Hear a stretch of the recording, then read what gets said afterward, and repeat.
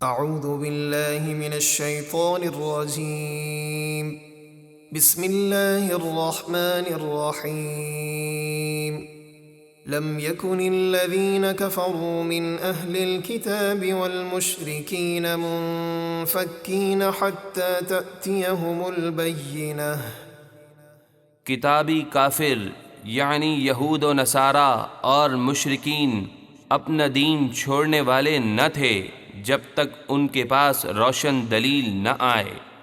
رسول من اللہ یتلو صحفا مطہرہ، یعنی وہ اللہ کے رسول محمد مصطفیٰ صلی اللہ علیہ وسلم جو پاک صحیفے یعنی قرآن پڑھ کر سناتے ہیں۔ فیہا کتب قیمہ، ان صحیفوں میں حق و انصاف کی سیدھی باتیں لکھی ہوئی ہیں۔ وما تفرق الذين اوتوا الكتاب الا من بعد ما جاءتهم البينة، اور اہل کتاب یہود و نصارہ میں اسلام قبول کرنے کے متعلق پھوٹ نہ پڑی مگر اس کے بعد کہ وہ روشن دلیل ان کے پاس آ گئی۔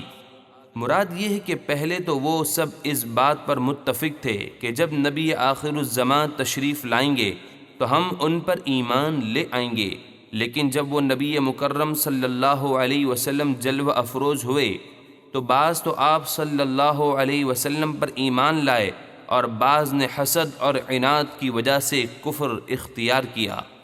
وما امروا الا ليعبدوا الله مخلصين له الدين حنفاء ويقيموا الصلاة ويؤتوا الزكاة وذلك دين القيمة۔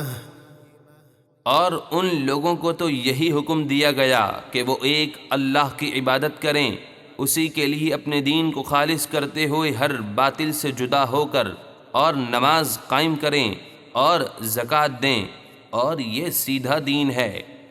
ان الذين كفروا من اهل الكتاب والمشركين في نار جهنم خالدين فيها اولئك هم شر البرية۔ بے شک اہل کتاب میں سے جنہوں نے کفر کیا اور مشرکین سب جہنم کی آگ میں ہیں، ہمیشہ اس میں رہیں گے، وہی تمام مخلوق میں بدتر ہیں۔ ان الذين آمنوا وعملوا الصالحات اولئك هم خير البرية۔ بے شک جو لوگ ایمان لائے اور انہوں نے اچھے کام کیے وہی تمام مخلوق میں بہتر ہیں۔ جزاؤهم عند ربهم جنات عدن تجري من تحتها الأنهار خالدين فيها أبدا رضي الله عنهم ورضوا عنه ذلك لمن خشي ربه۔ ان کا ثواب ان کے رب کے پاس ایسے بسنے کے باغات ہیں جن کے نیچے نہریں جاری ہیں، وہ ان میں ہمیشہ ہمیشہ رہیں گے۔ اللہ ان سے راضی ہوا اور وہ اللہ سے راضی ہوئے۔ یہ انعام اس کے لیے ہے جو اپنے رب سے ڈرے اور اس کی نافرمانی سے بچے۔